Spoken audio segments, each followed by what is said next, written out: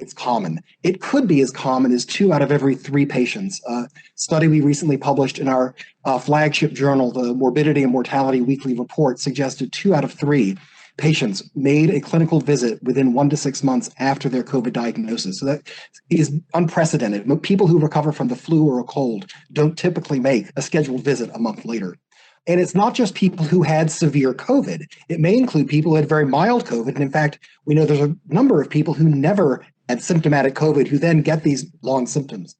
There must be things we don't know about yet that would give you a chance to understand who's most vulnerable to not be able to just get this virus out of there and be completely better. But we don't know the answers just yet. It does seem that for some people the condition gets better, but there are definitely a substantial fraction of persons in whom this is going on for months. I am so damn tired of being lied to. I don't think I can deny it anymore.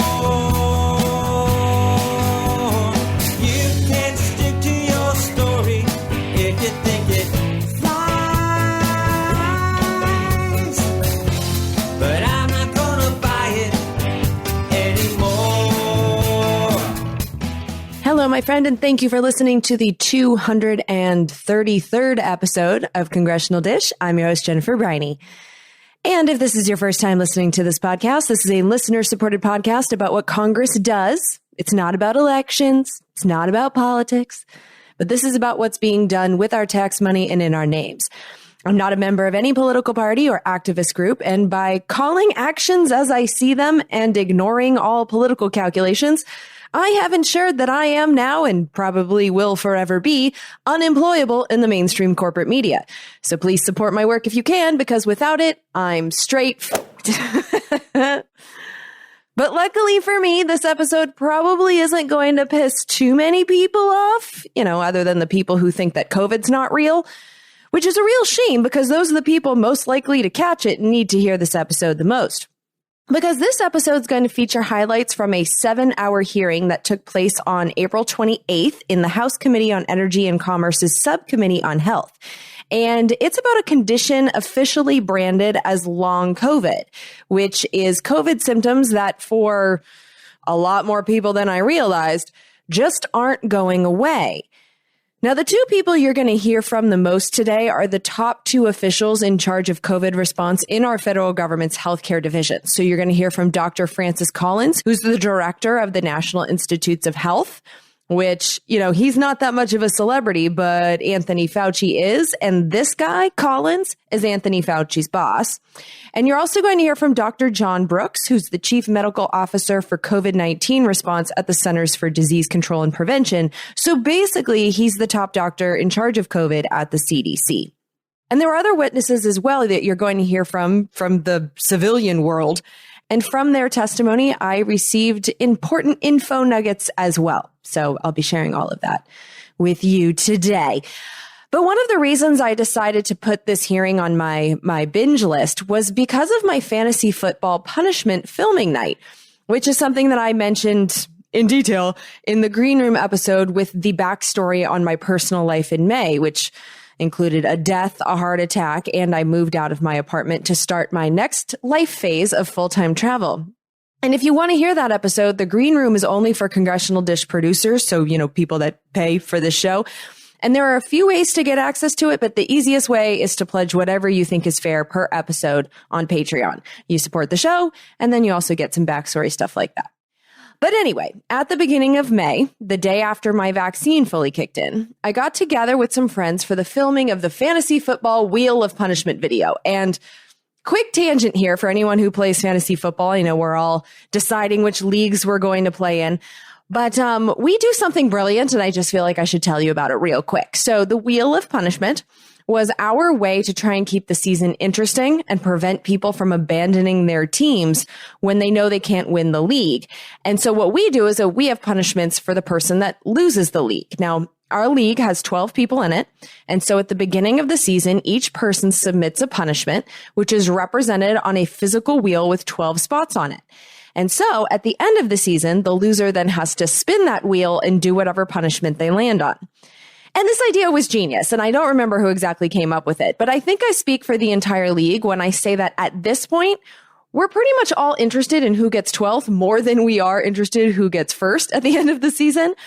But more importantly, it's serving its original purpose because we're all engaged in setting our lineups right through week 17. And the bonus is that this idea has also led to pure joy, at least for most of us. But the losers seem to have had fun with it too. And so this year, the loser spun my punishment, which is that he had to sing "We Are the Champions" in the jersey of the winner's choice, film it, and put it on the internet. And as fate would have it, the winner, the loser, and the person who wrote that genius punishment, me, we were all able to meet up and film the video together while Joe and I were camping in Newport Beach at the beginning of May. Now, filming that video took all of 10 glorious minutes. And so afterwards, we had a bonfire and hung out. And it was sometime during those hours that Loser's wife told me that she hasn't been able to smell anything for months, ever since she got COVID in, I think she said it was August, but it was definitely last summer. And that idea, that reality that she's living through has haunted me ever since I met her. She didn't have a super serious case of COVID. She wasn't on a ventilator in the hospital for weeks. But she hasn't smelled anything for most of the last year. She didn't smell Thanksgiving turkey or holiday cookies. She didn't smell the barbecue at the Super Bowl party. Hell, she didn't even smell the bonfire. That's what brought it up. And I don't think about my sense of smell on a daily basis. It's just kind of always there. But can you imagine not having it? Because I've been imagining that. I've never had more gratitude for the functionality of my nose. In fact, I woke up to the smell of bacon this morning and appreciated the fuck out of it.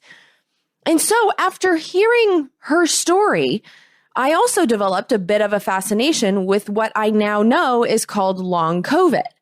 Loser's wife almost certainly has it because losing your sense of smell is a common symptom, but it's far from the only one. And so I watched a 7-hour-long hearing about long COVID, where every witness was under oath, and the witnesses were some of the most knowledgeable people we could ask to hear from. There were patients experiencing long COVID themselves, researchers, professors, and two of the most powerful people in our country in terms of being able to direct our national healthcare response to long COVID. And let me just emphasize this one more time. They were under oath. There were no pundits talking over them. It was an actual fact fest, and I learned so much. In between, of course, about 6 hours of congressional member yammering and repetition by those who only showed up for their 5 minutes of questions. And so today I'm going to share with you the best parts of that hearing and spare you about 6 hours of boredom. You'll hear the portions that I felt prepared me the most in this episode. Because one of the things that I learned in real life and in data through this hearing is that unless you were and will remain a hermit during non-COVID times, the odds overwhelmingly tilt in favor of someone you know getting or already having long COVID. Here's Dr. Jennifer Posick. She's the director of the Post-COVID Recovery Program at the Winchester Center for Lung Disease at Yale New Haven Hospital. And here's what she said is happening in the real world. We are a well-resourced program at an academic medical center, but we are swamped by the need in our community. This year, we have seen more patients with post-COVID-19 conditions that in our clinic alone than we have of new cases of asthma and COPD combined. Looking ahead, the magnitude of the challenge is daunting. There are over 31 million survivors of acute COVID-19 in the United States, and we don't know how many people will be affected, what kind of care that will entail, or how long they'll need it. Research will ultimately help us to understand the origin of these symptoms and to identify effective treatment. But in the meantime, their care cannot wait. And here's the estimate being kicked around by the most powerful health officials in Washington, D.C. right now. So here's Dr. Francis Collins, the director of the National Institutes of Health. So like I said, Fauci's boss, who's been in this position since the beginning of the Obama administration, and he was confirmed unanimously by members of both parties. So let's just put it out there that Dr. Francis Collins, while very powerful, this is not a political dude. And here's what he said about the scale of this problem. We've got 32 million people who've been diagnosed with the acute infection of SARS-CoV-2, COVID-19. Let's say 10% is right. That means there are 3 million people who are going to be affected with this or already are and whose long-term course is uncertain and may very well end up being people with chronic illnesses. So let's do a little math here. There are 330 million-ish people in the United States. And they're saying that there are 32 million-ish people here in our country who are confirmed to have gotten COVID. Confirmed to have gotten COVID. That's 10% of us that we know of. If 10% of them have long COVID, then that's 1% of us, 3 million that we know of. What that means, though, if 1% of us are expected to get long COVID, what that means is that if you know 100 people, you will know one person who either has it or will have it. And I know 100 people. In fact, I know a few hundred people. Do you? And so I look at this episode as preparation because I feel better equipped now after hearing this stuff to spot the signs of long COVID if I see them in someone I love. And that's important because there are barriers to getting healthcare to treat it here in the United States. And you have to know about those barriers in order to break through them. But before we can get into what those barriers are, I think it's important to know what long COVID itself is. And so what is long COVID? Well, it is one of 3 types of conditions that people are developing after experiencing COVID-19. So here's Dr. John Brooks. He is the top doctor in charge of COVID response at the Centers for Disease Control and Prevention, the CDC. Although standardized case definitions are still being developed, CDC uses the umbrella term post-COVID conditions to describe health issues that persist for more than 4 weeks after a person is first infected with SARS-CoV-2, the virus that causes COVID-19. Based on our studies to date, CDC has distinguished 3 general types or categories of post-COVID conditions, although I want to caution that the names and classifications may change as we learn more. The first, called long COVID, involves a range of symptoms that can last for months. The second comprises long-term damage to one or more body systems or an organ. And the third consists of complications from prolonged treatment or hospitalization. Now, this hearing focused on the first one, long COVID, which is characterized by a range of symptoms that can last for, and here's the thing, he said months, but that's just because that's how long COVID has been a thing. We simply don't know yet how long these symptoms can last because as I said, the girl that I met, she got COVID in August and her symptoms are still ongoing. But like I said, losing your sense of smell, that's not the only symptom. And so here's Dr. Francis Collins, the director of the National Institutes of Health. We've heard troubling stories, all of us have, of people who are still suffering months after they first came down with COVID-19, some of whom initially had very few symptoms or even none at all. And yet today, these folks are coping with a long list of persistent problems affecting many different parts of the body: fatigue, brain fog, disturbed sleep, shortness of breath, palpitations, persistent loss of taste and smell, muscle and joint pain, depression, and many more. And none of that sounds pleasant. Neither does this. Here's Dr. Brooks again. Extreme fatigue. I mean, fatigue, as you probably heard, so bad. You can't get out of bed. It makes it impossible for you to work and look at your social life. Anxiety and depression lingering. Chronic difficulty breathing with either cough or shortness of breath. The loss of smell persists for a very long time, which incidentally is particularly unique to this infection, is the best I know. And so let's just stop for a minute and focus on the loss of smell, considering that's what got me started down this particular rabbit hole. Here's what Dr. Brooks of the CDC said about that loss of smell condition. Anosmia, or the loss of smell or change in smell, is an often overlooked but surprisingly common problem among people. But in this disease really seems to target that and cause it. I can say this, I've had a particular interest in this topic. The reading that I've been doing seems to suggest that the virus isn't necessarily targeting the olfactory nerves, the nerves that transmit smell, but more of the nerves that are sort of around and supporting those nerve cells. And it's the swelling and the inflammation around those cells that seems to be leading to some kind of neurologic injury. I will say the good news is that many people will eventually recover their sense of smell or taste, but there are others in whom this is going to be a permanent change. In terms of treatment, smell training, an interesting therapy, but it really works. And I really want to raise people's awareness around that, because the earlier you can begin smell training, the better the chances that you'll recover your sense of smell. Now, obviously, the sense of smell thing wasn't necessarily news to me. But what I found fascinating about that particular bit of information is that he tied it to a neurologic injury. So instead of the virus attacking the actual sense of smell, it's kind of in some way connected to the brain. And I feel like that's important because that was a theme that was brought up over and over again in this hearing. They seem to be finding that this virus is targeting the brain. So here's Dr. Francis Collins, the director of the National Institutes of Health.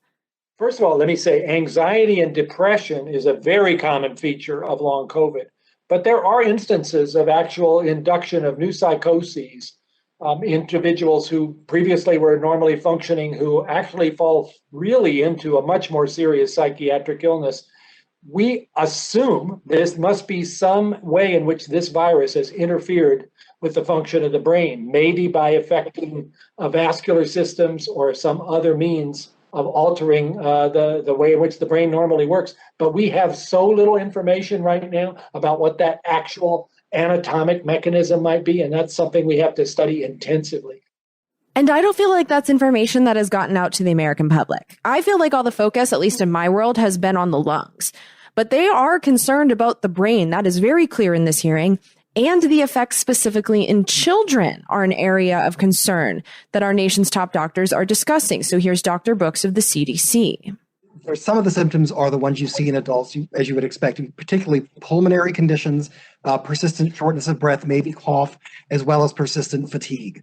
There is also some evidence that they experience what is called a brain fog, but it's probably some issue, or probably neurocognitive in nature. And this is important for kids when they're growing and developing, that we understand what's happening there, because we don't want that to impair their ability to learn and grow properly.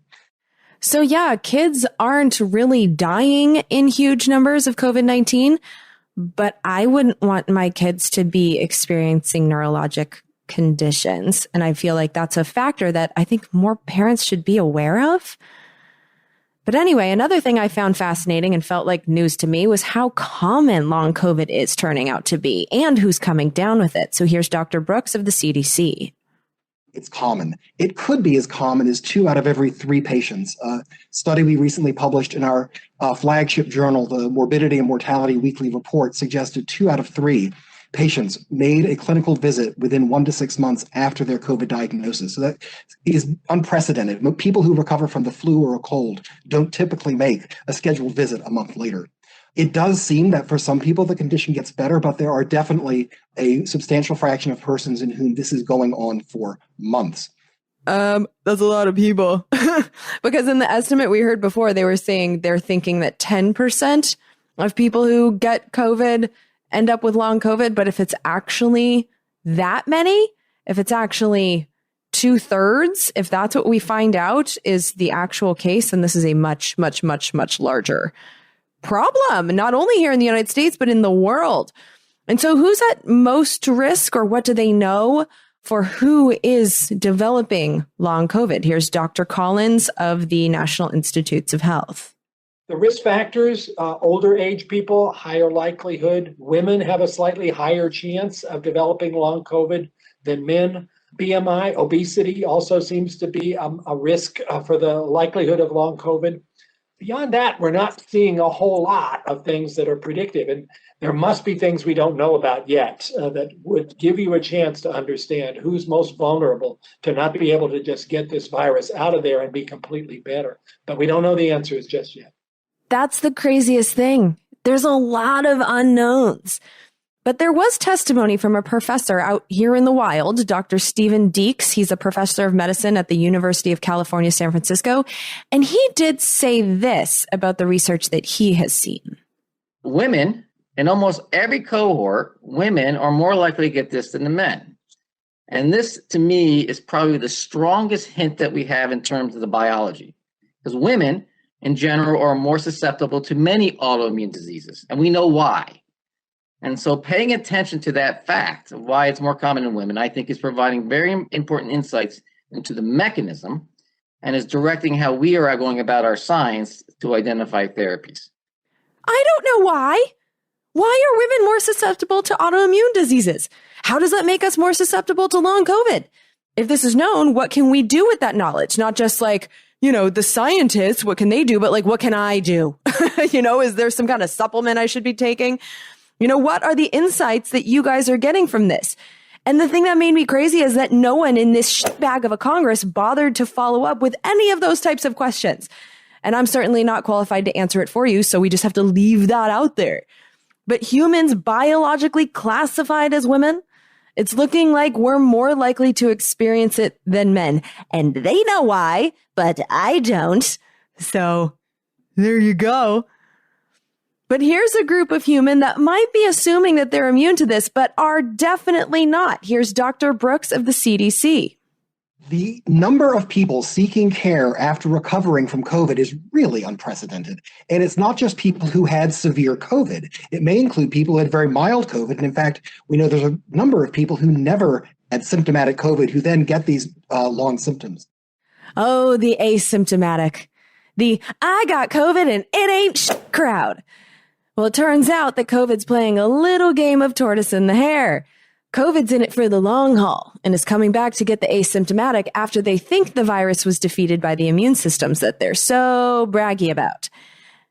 But that said, it's all a game of odds, right? And there are people who are in more danger of getting long COVID than others. Here's Dr. Francis Collins of the National Institutes of Health again.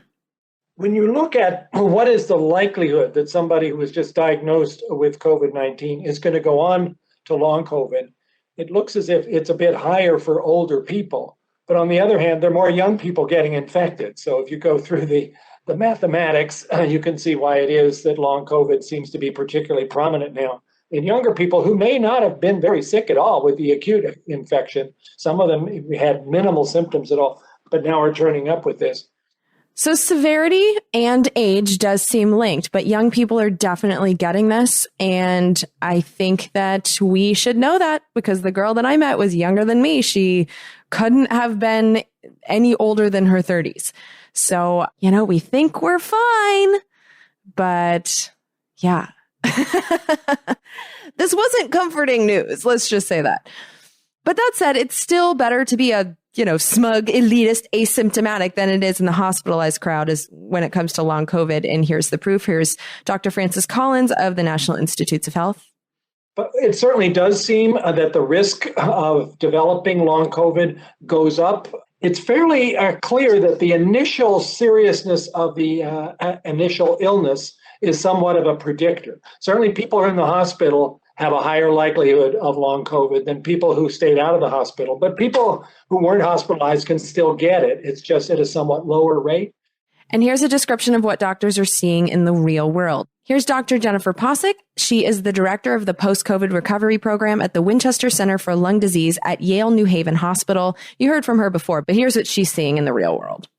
I hope to share my perspective as a pulmonologist caring for people with post-COVID disease, including long COVID. So in Connecticut, the surge initially arrived in March of 2020, and within weeks thereafter, people were reaching out to us about patients who remained profoundly short of breath after their acute illness had passed. My colleagues and I were struck by how difficult it was to tell the difference between people recovering from mild acute COVID and those who had required ICU-level care. Both groups had the physical, cognitive, and psychological fallout we would expect from a critical illness or a prolonged intubation.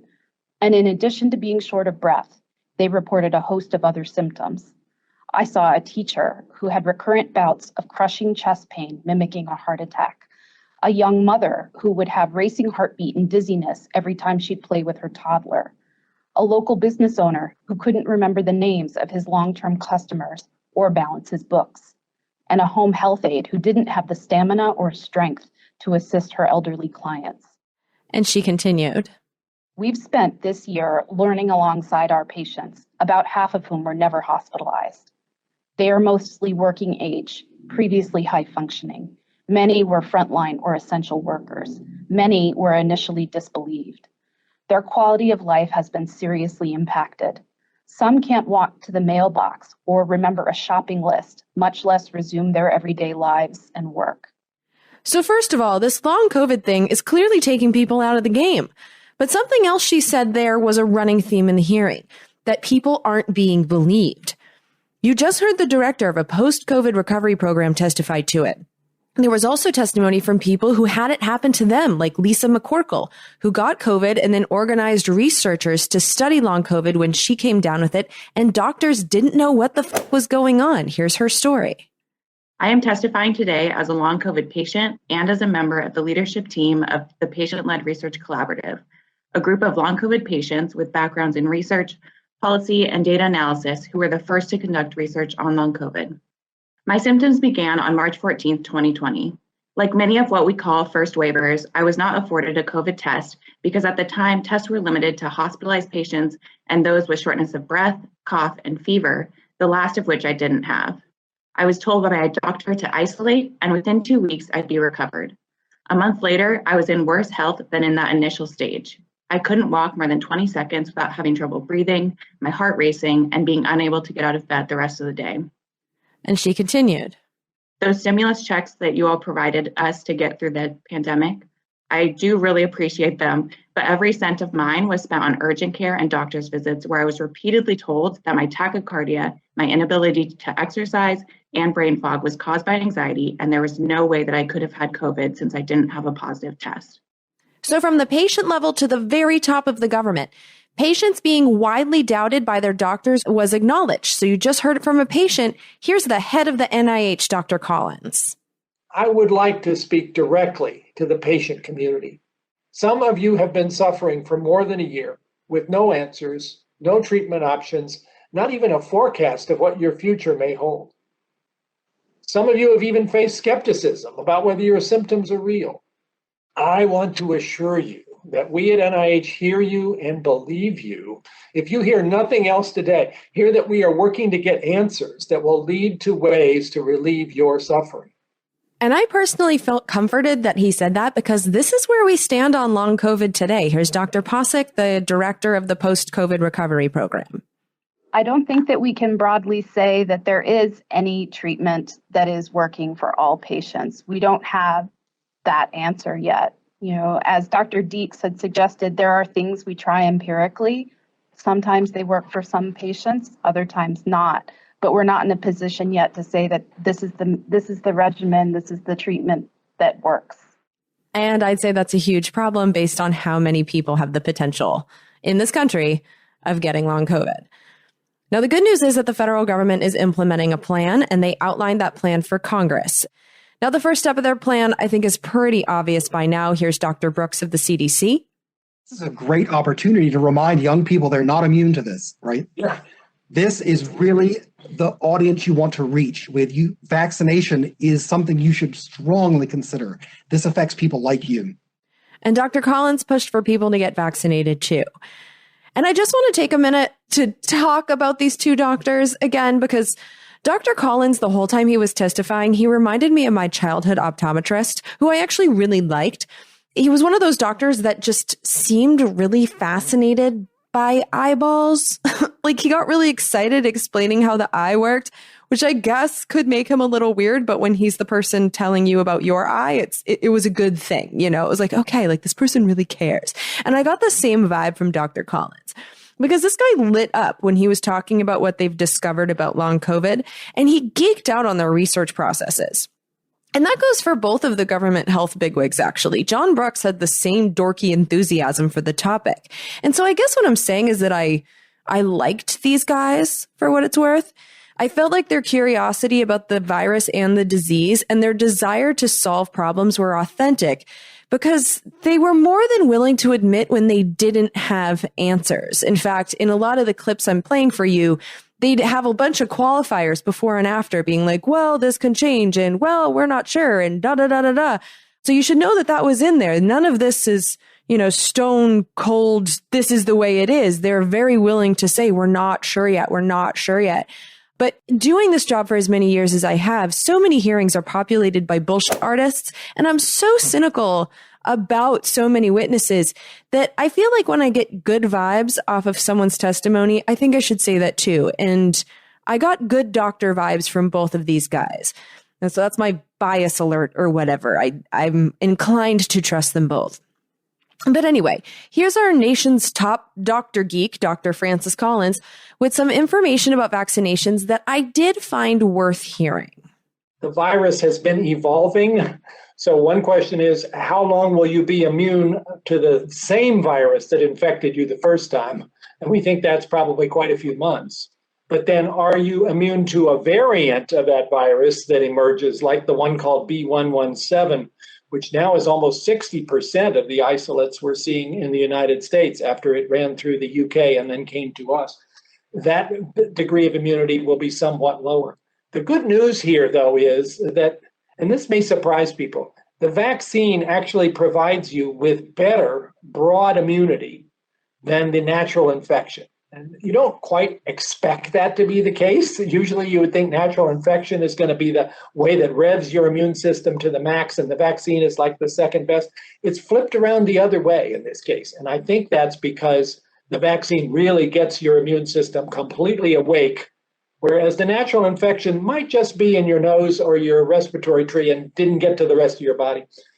With the vaccine, we think the immunity lasts at least 6 months.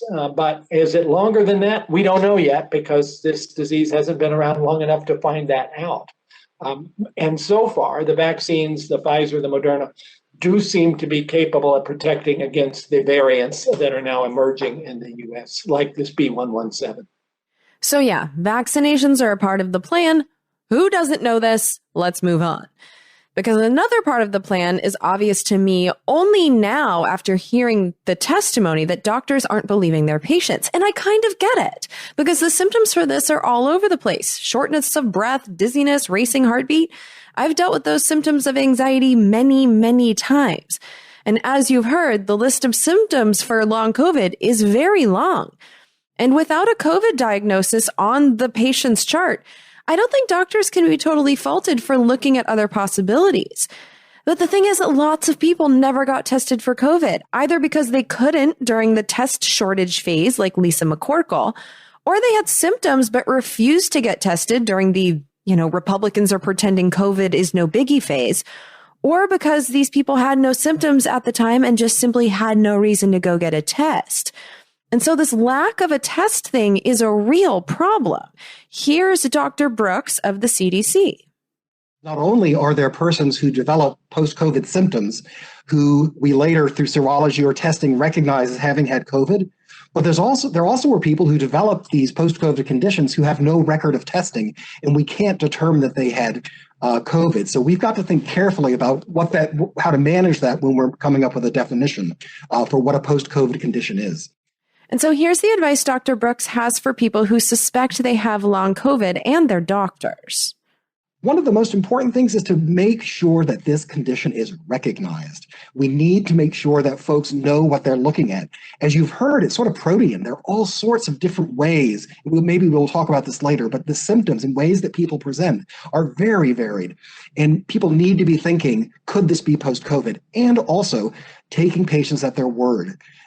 We've heard many times that patients have been ignored or their symptoms minimized, possibly because they didn't recognize that had COVID previously. And so to help facilitate more diagnoses on the doctor side, here is what Dr. Brooks says the CDC is doing.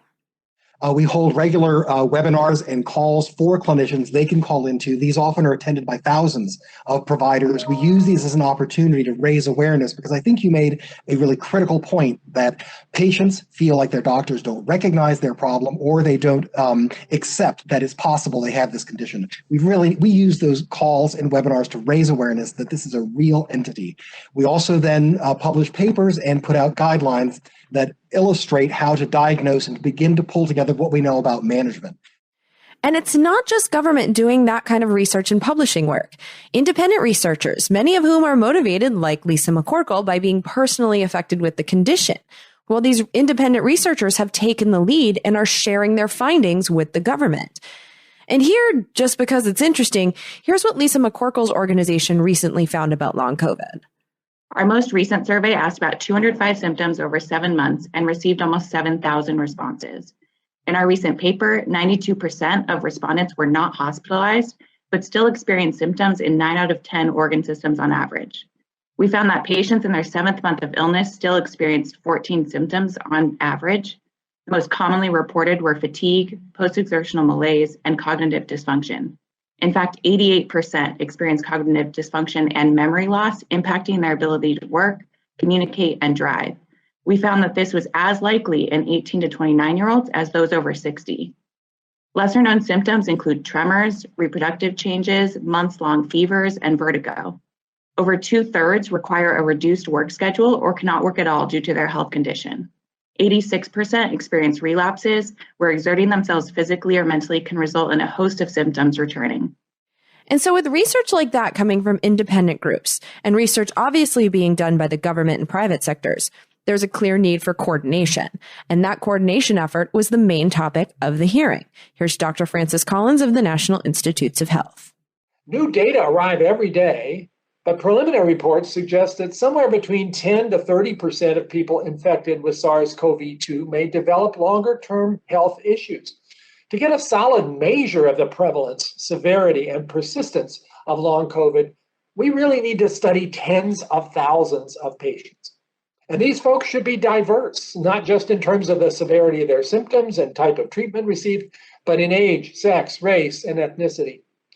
To do this rapidly, we are launching an unprecedented meta-cohort.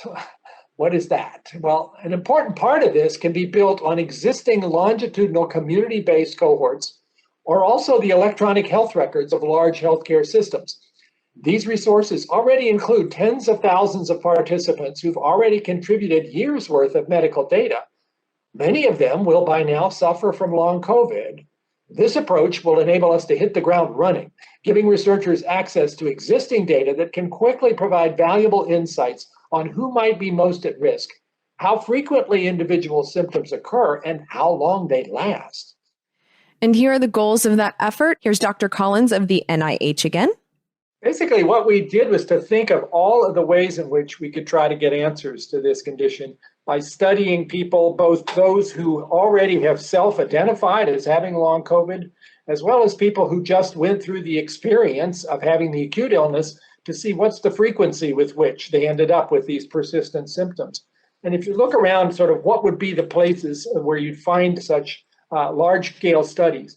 One would be, like we were just talking about a minute ago with Mr. Guthrie, the idea of these long-standing cohort studies where you have lots of people who have been followed for a long time. See if you can learn from them who got long COVID and what might have been a predisposing factor. That's part of the meta cohort.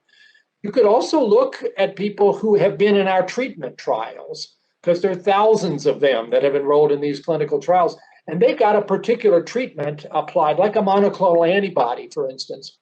It would be really interesting to see if that had an effect on how many people ended up with long COVID. Did you prevent it if you treated somebody acutely with a monoclonal antibody? And then there are all these patient support groups, and you'll be hearing more from them in the second panel, who are highly motivated, already have collected a lot of data themselves. As citizen scientists, we want to tap into that experience and that wise advice about how to design and go through the appropriate testing of all this. So you put those all together, and that's a meta cohort where you have different kinds of populations that are all put together in a highly organized way with a shared database and a shared set of common data elements so we can learn as quickly as possible. But to pull that off, to work together, they also have to solve this problem. This is Professor Stephen Deeks from the University of California, San Francisco. First, we don't have a way of measuring this, right? Everyone who's got a cohort or a clinic measures it differently. They report stuff differently. As a consequence, the epidemiology is a mess, right? We don't really have a good sense of what's going on. We need, and this has been said before, general consensus on how to define the syndrome, how to measure it in studies so that we can all basically be saying the same thing. And the National Institutes of Health is on top of that too. Here's Dr. Collins. So the idea of trying to assemble such a large-scale effort from multiple different kinds of populations of patients is our idea about how to do this quickly and as vigorously and accurately as possible. But it won't work if we can't actually compare across studies and figure out what we're looking at. So part of this is the ability to define what we call common data elements, where the individuals who are going to be enrolled in these trials from various sources have the same data collected using the same formats so that you can actually say, if somebody had shortness of breath, how did you define that? If somebody had some abnormality in a lab test, what were the units of the lab test that everybody will agree so you can do apples to apples comparisons? That's already underway. Part of this meta cohort is also to have 3 core facilities. One of those is a clinical sciences core, which will basically come up with what are the clinical measures that we want to be sure we do accurately on everybody who's available for those to be done.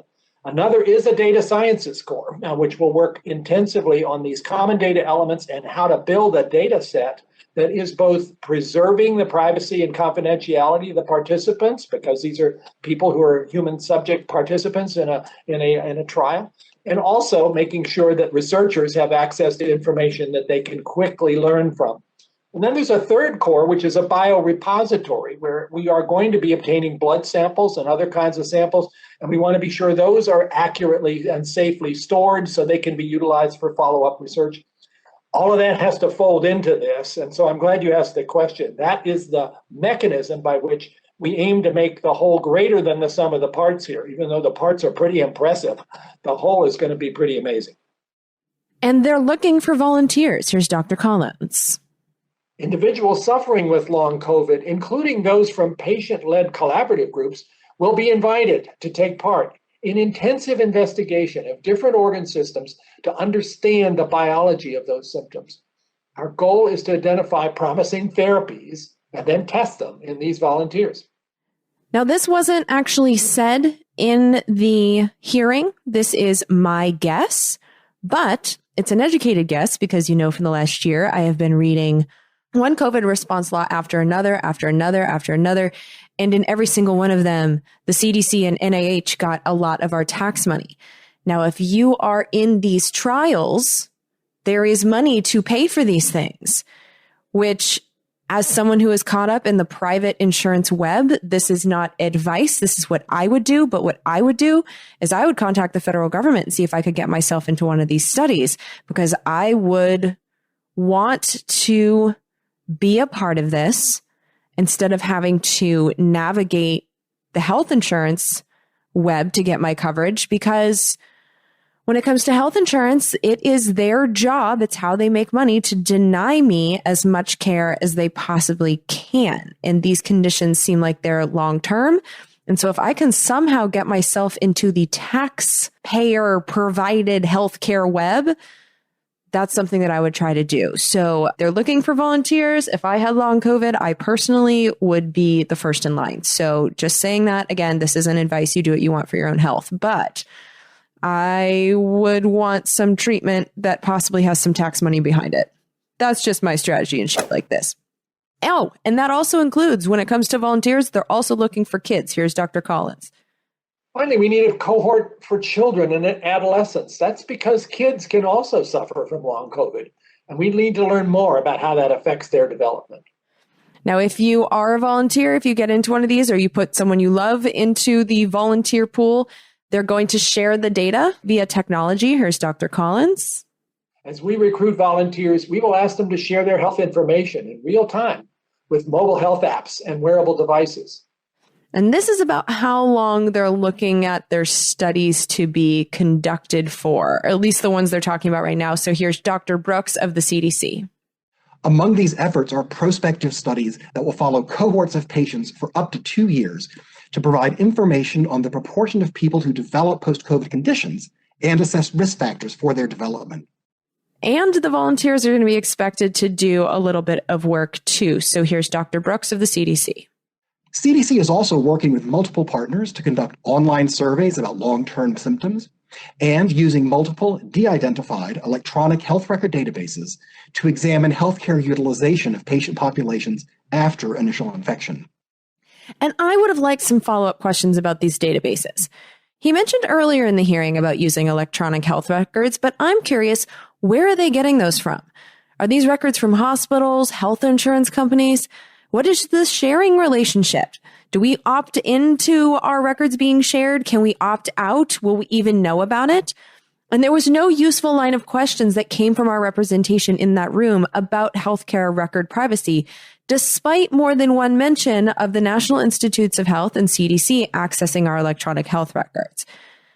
But bottom line, I'm pretty happy about what I heard in this hearing. It sounds like there is a plan, and at least it's one that makes sense. And I, again, wandering into opinion zone here, but I'm happy to pay taxes for this because we've already seen real world results of the research our collective tax funding can accomplish. So here's an example. Here's Dr. Collins from the NIH talking about the program that created all the COVID tests.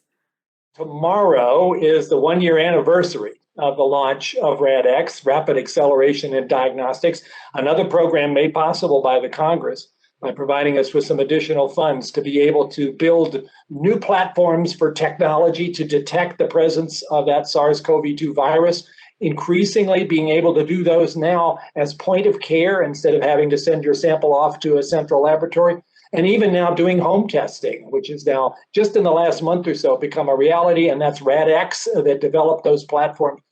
And here's how they pulled that off. We basically built what we called a Shark Tank.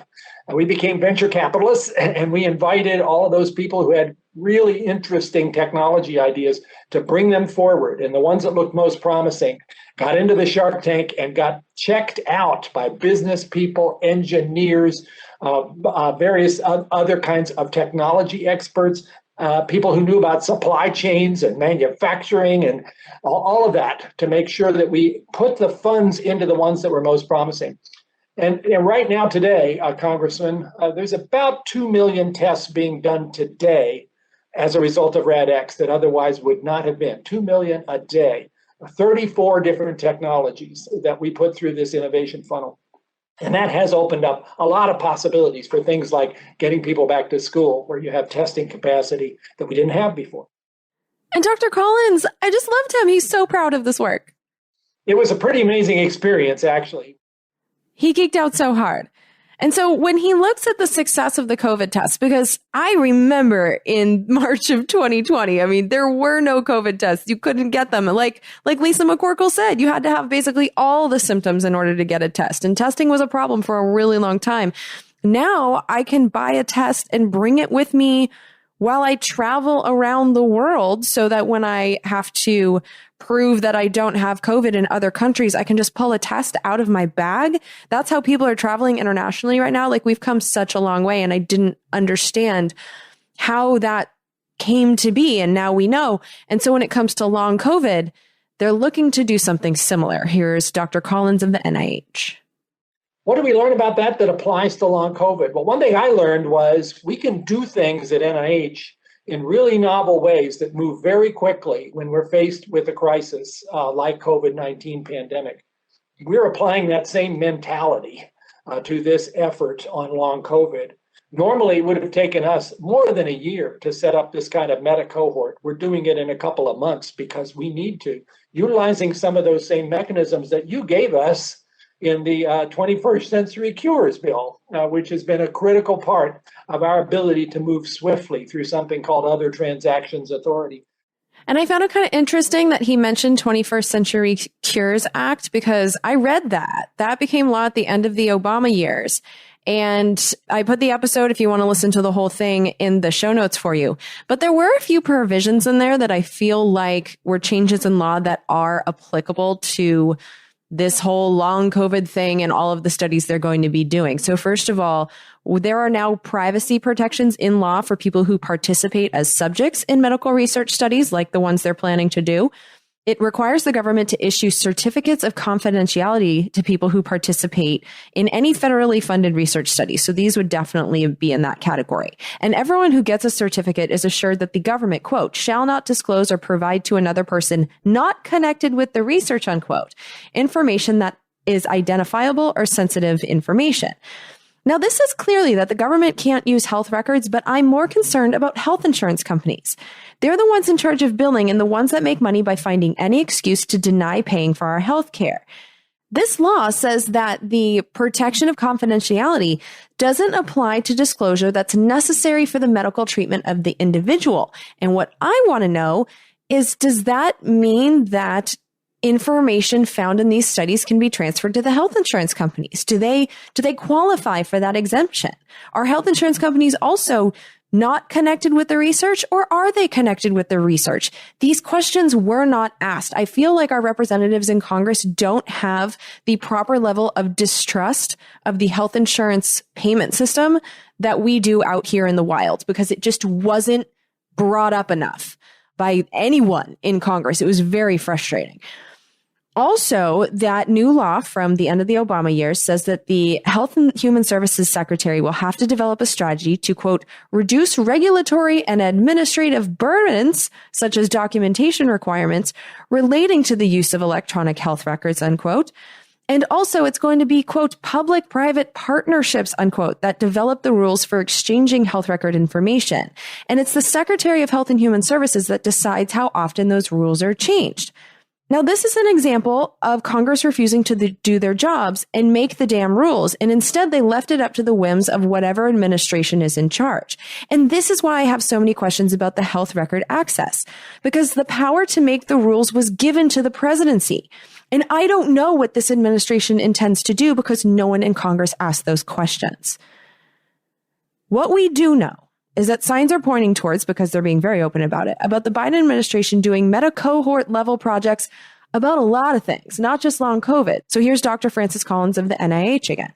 You saw in the president's budget proposal for FY22 something called ARPA-H, which is basically bringing the DARPA attitude to health.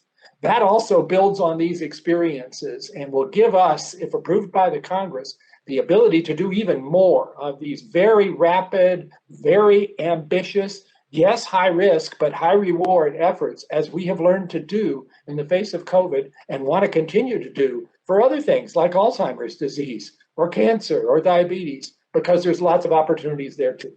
Which honestly sounds great. Here's Dr. Brooks of the CDC with an example of how this has worked in the past. And just historically, the other disease I can think of that may have a little analogy to this is polio. It was a more devastating sequelae that people lived with the rest of their lives, but it was thanks to the enrollment of some early cohorts of these patients followed over the course of their life that when post-polio syndrome later came up in the population, we had the wherewithal to begin to understand it. And it happens to have been a condition in many ways sharing some characteristics of this post-COVID condition. And like, who gets polio anymore? And so I find this effort good for long COVIDs, and the idea that they want to do it for other diseases, I find that fantastic. You know, it's long past time we put this kind of effort into cancer, which I know is super profitable for the drug industry, but cancer's killing so many people that we love. Alzheimer's. I would love to use taxes to fund research into solving that one before my already diminished memory completely fades and I'm left muttering to myself about Congress in some rubber room somewhere. So I support the effort. But the health insurance industry is the enemy. Information sharing with them, like I said, it's their job to use whatever they have on us against us in billing wars. And I can't be the only person that has withheld information about my health choices from my doctor because I didn't want it on my chart and in the health insurance industry records. And so when it comes to participating in anything with the government, I want to know what my health insurance company will be told. And so watching this hearing, I had a lot of questions and I got no answers. And so if I have a concern about anything I heard from the government about their plans, that was it. But in general, I felt comforted that these guys are in charge. They seemed competent and like decent human beings, motivated to get answers and start curing people. And I am happy to pay my share in taxes to strive for societal goals like that.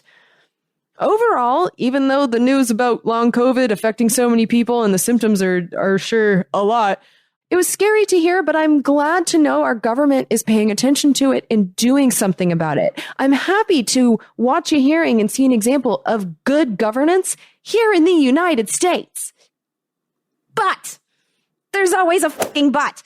But our overall system, our public-private partnership that allows insurance companies to profit from healthcare administration, and our austerity-based government that has no real safety net that allows peasants to survive financially without serving a corporate master, that overall system is failing us again. Here's long COVID patient and researcher Lisa McCorkle.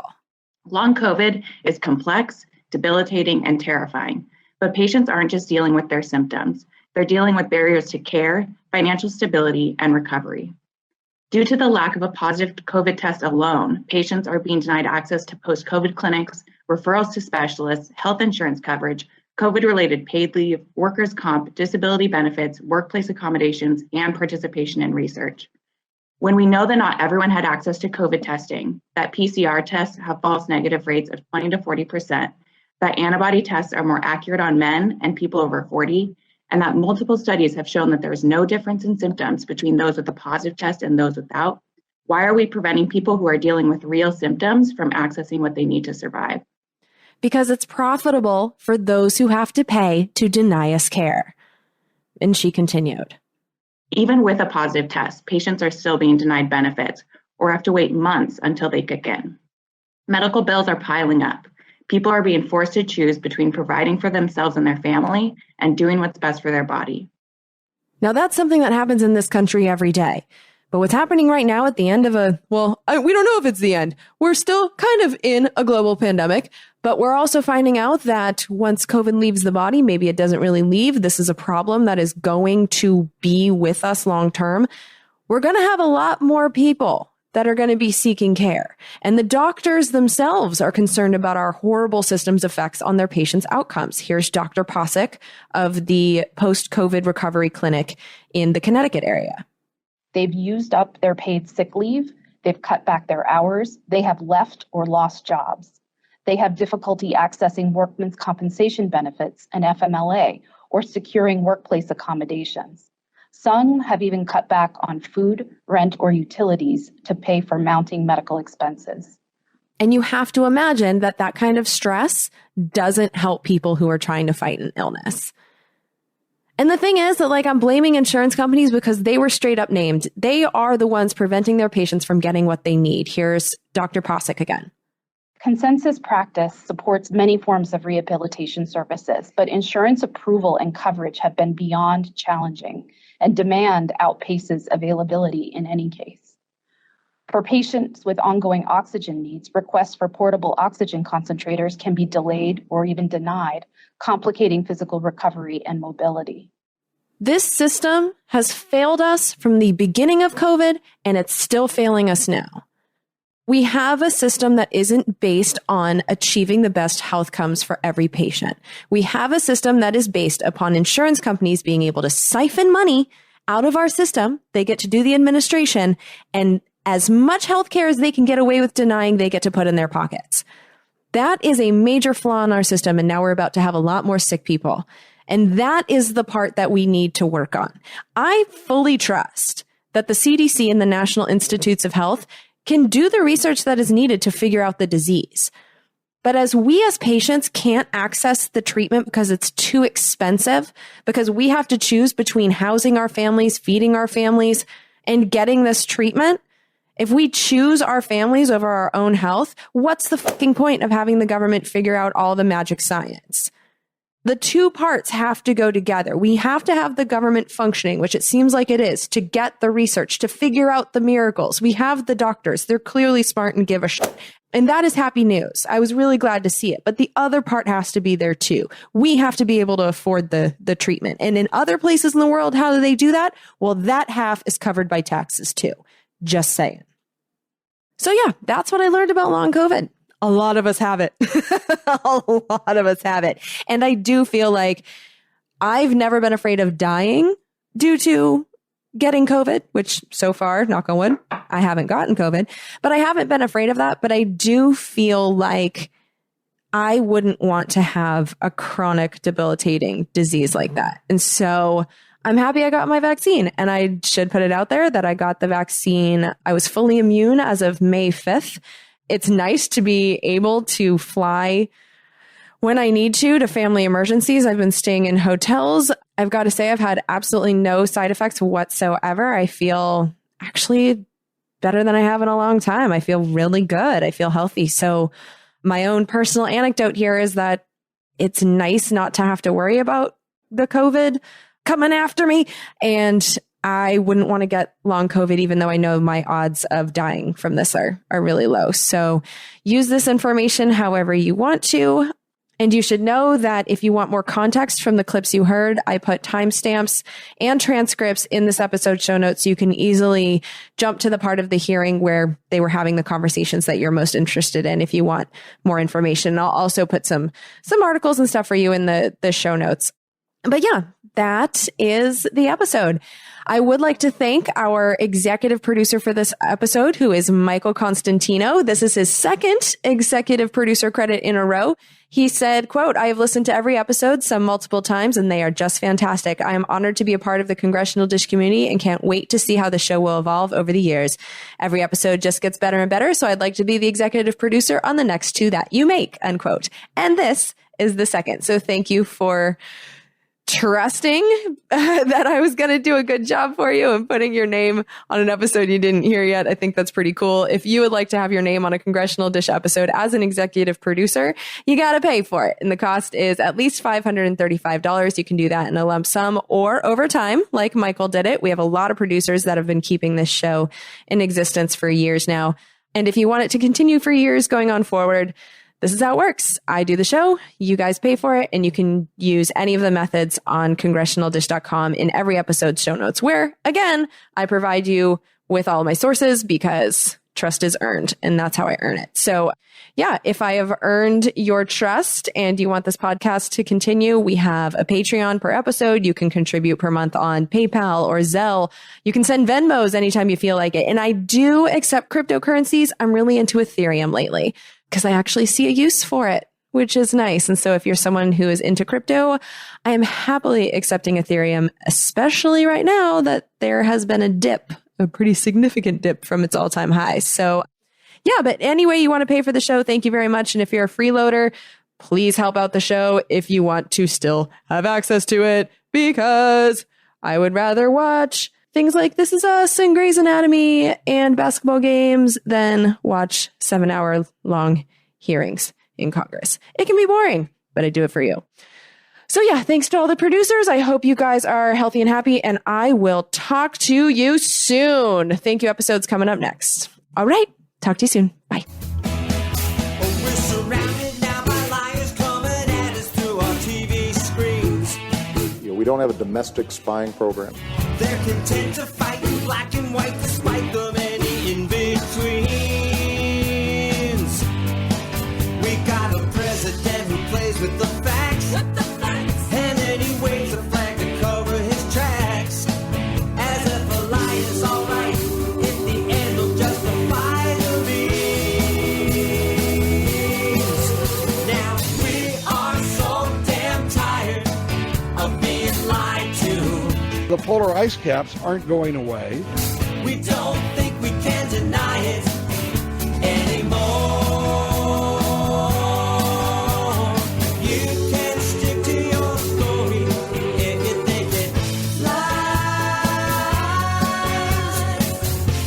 But we're not keeping quiet anymore. We are so damn tired of being lied to. Government jobs consume the profits of the private sector. We don't think we can deny it anymore. You can stick to your story if you think it flies. But we're not keeping quiet anymore. Now we're not keeping quiet. These bills represent common sense, bipartisan solutions that actually solve problems.